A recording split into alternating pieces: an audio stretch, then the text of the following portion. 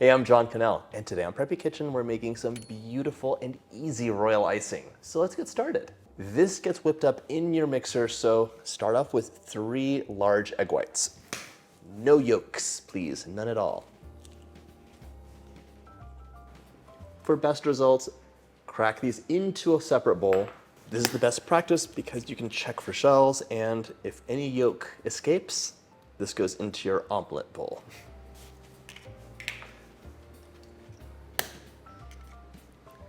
And 3, into my stand mixer, fitted with a whisk attachment. Mix on medium-low for about a minute until the eggs are nice and frothy. Starting off at a low speed allows the proteins in the egg whites to break down more easily, and that's going to give you a really lovely meringue-like texture. There are several different icings that you could make for sugar cookies. From a simple stir-together situation with some liquid and powdered sugar, you can make sugar cookie icing, which I love. It's very easy and nice and glossy. I have a video on the channel for that. You can click up here. But royal icing will give you wonderful, super crisp details. You can layer it up. It becomes nice and hard, so you don't have to worry about kind of it breaking, which can be a problem with the sugar cookie icing. If you're wondering, are these eggs cooked? They are not. They're raw. If you don't like the idea of eating with raw egg whites, pasteurize the eggs. It's very easy. It just involves warming water to a certain temperature, and the eggs are placed inside for a certain number of minutes. You can look that up online. It's very easy, and that'll kill the pathogens that are associated potentially with eggs. In this bowl, I have 1 pound or 450 grams of powdered sugar, and I did sift it out. I'm going to be using some very small piping tips, and I do not want to have any clogs. So always sift your powdered sugar if you're going to use a piping tip, especially if it's small. I'm going to slowly add the powdered sugar in.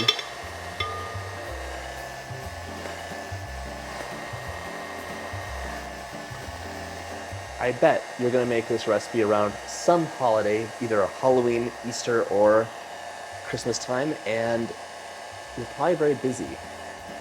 You can make this up to 2 weeks in advance. Just keep it in an airtight container, not exposed to air, because air is the enemy here. It'll dry it out.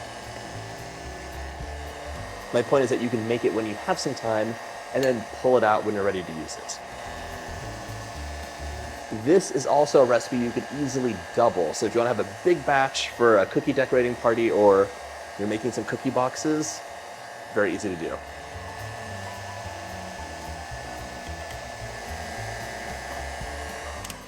Just gonna pause and kick some of this down because I have a halo of powdered sugar on my bowl. Continue adding that in.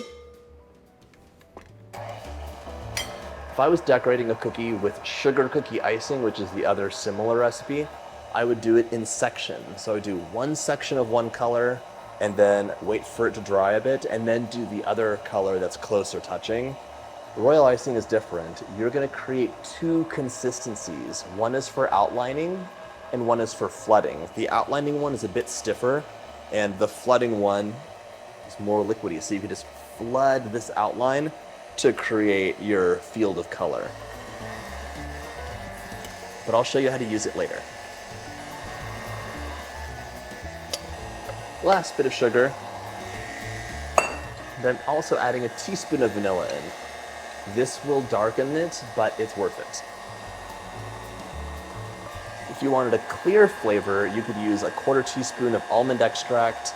You could use some orange blossom or rose water, or you can just leave it plain. Just tamping down the last bit of sugar here. Once all the sugar's been added and it's incorporated, we're going to increase to medium-high and let our mixer do all the work until we have stiff, shiny peaks. We're going to pump a lot of air in right now, and that's going to give our royal icing its structure.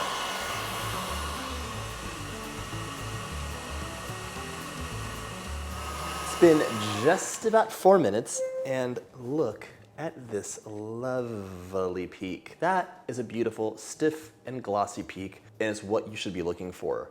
This consistency is great for piping. I'm going to show you the test you could use to tell whether or not the consistency is right for piping and flooding, but just visually right now, it looks great. Super glossy, and that's the definition of a stiff peak. It's not flopped over.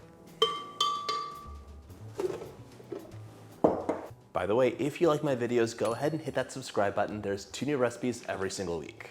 All right, I grabbed a piping bag, and I'm just gonna add a tiny little bit so I can check the consistency out. Onto a piece of parchment paper or the back of a spatula, just pipe a little bit. It should hold its shape and not start drooping down. This looks really perfect. It's not going anywhere, but it's very easy to pipe. I will say that you're probably going to color your icing. If you're really into making sugar cookies or baking at all, I would suggest that you switch over to gel-based food coloring. So at the supermarket, you can get those little droppers and they have color, but it's super watery. What happens is you have to add a lot of it in. You're adding so much liquid, it totally changes the consistency, and then you're having to add powdered sugar in to thicken it back up, so it's kind of annoying.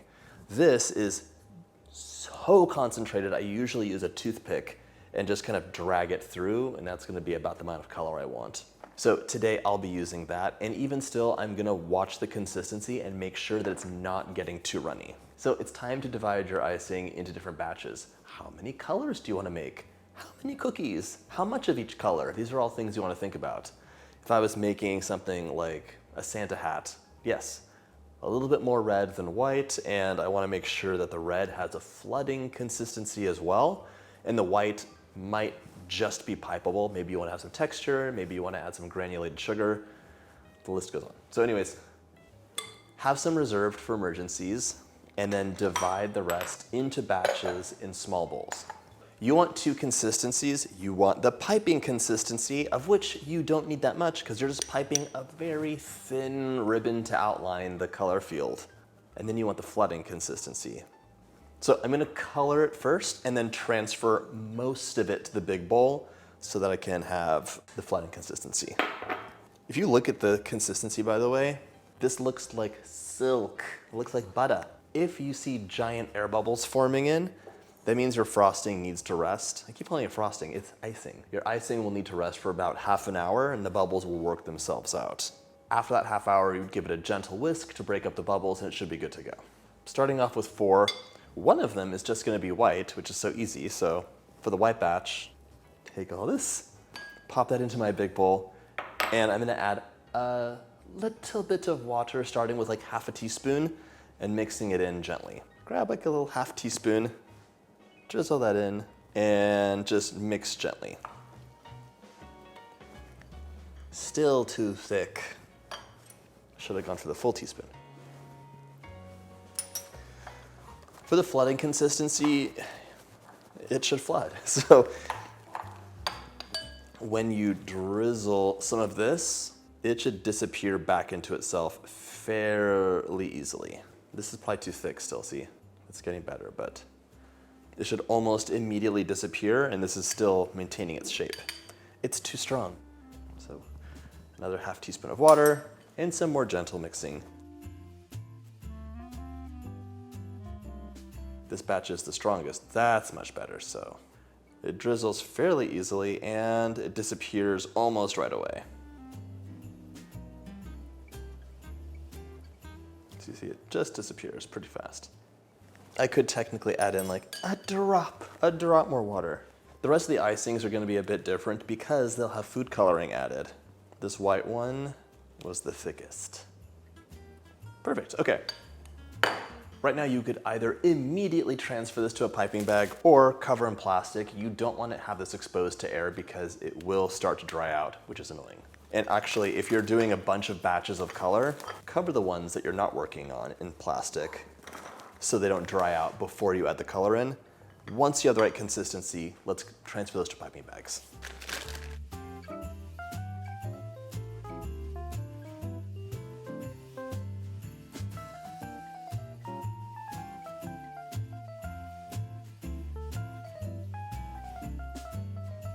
Red, let's add a little bit in.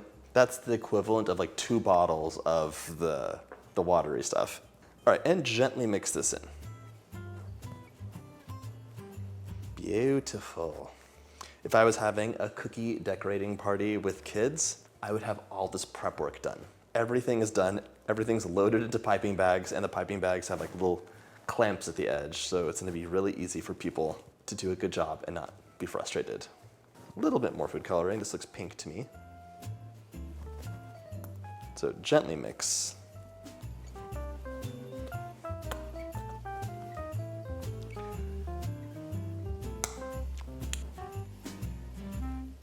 So you'll find out that to get a really saturated color, you're using a lot of food coloring. This looks like a really pretty shade to me, and it will darken up a bit as it dries. All right, so I'm gonna keep some of this for outlining it. The rest is gonna be transferred over to a different bowl for flooding. A teaspoon or so of water.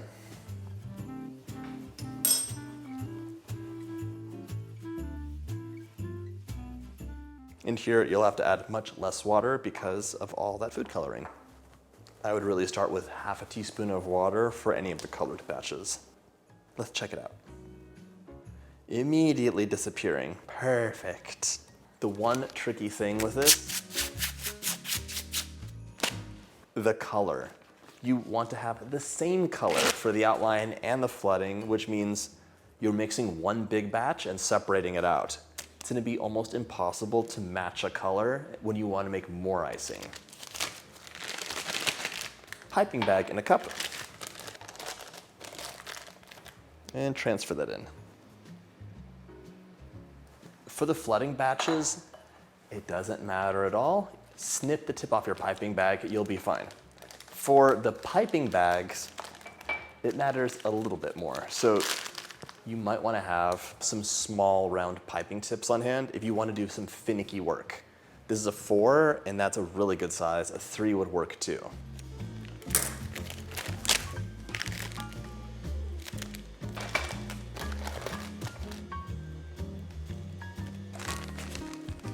Okay, repeat this process with all the remaining colors you want to do.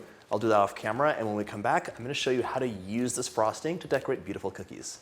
When you're ready to use your icing, you'll begin with the piping consistency and a baked sugar cookie. I have a whole batch ready. Royal icing is best enjoyed on the perfect sugar cookie. I have a link in the description box below for my recipe. Very easy, and there's also a video on the channel showing you how to make them.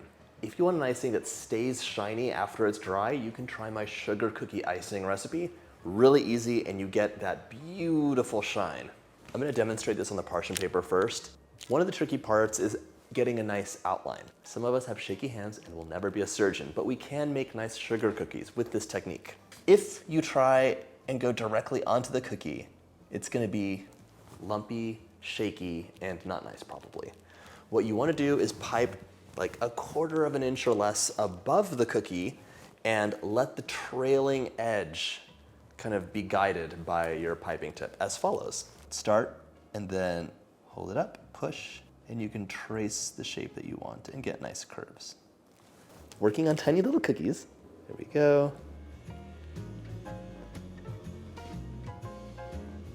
And if you make a mistake, it's okay. These are cookies. So I am just letting the icing fall where it should and controlling that with my hovering edge. Okay, that was a mistake. Same goes for other colors that are coming really close. You can pipe right up to the other color. And then just continue on your way.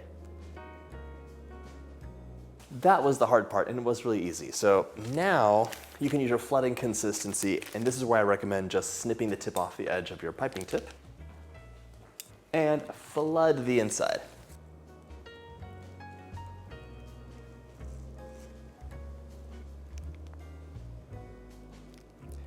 Look at that, a beautiful glossy top. Just like that. Be careful not to overfill the cookie though, because it'll bust out of the edge. It'll just push it out and you'll have a leaking cookie. If you have any bits that you want to touch up, a toothpick is your best friend. Just work the icing out to where you want it. And this way you can get a cookie that looks so perfect and professional. If you're a professional cookie decorator, don't judge me. Some of them are like, it's like beautiful paintings, but this is just a beautiful homemade cookie. Carefully set it aside, far away from you or anybody else, because until it is completely dry, it is so delicate. This is your little cookie baby, so you want to keep it safe. Once your cookie is dry, you can begin adding more detail, more layers. If you're doing a Christmas tree, you could flood it with green and then add three-dimensional ornaments and stars and tinsel and whatever else and garland, and build and build and build. The only rule is that you don't want to work wet unless it's very intentional and you're doing swirls or something like that.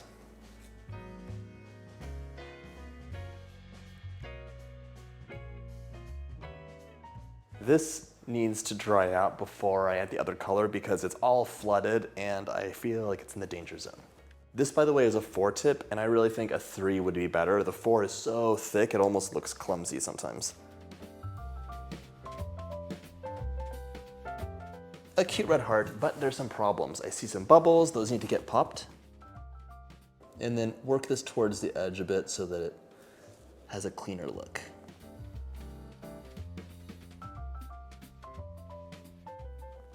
Another nice way to add detail is with sanding sugar or sugar pearls, all those beautiful things, sprinkles. So here, I'm just gonna add a little sanding sugar on top for some snowy sparkle.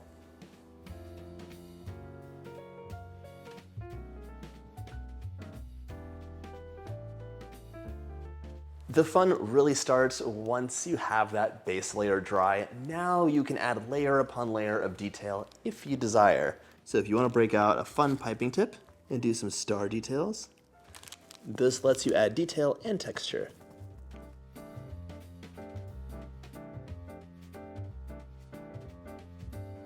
In my humble opinion, so cute. It really makes the holidays that much more special when you have a decorated cookie. And just like that, your royal icing is ready to enjoy.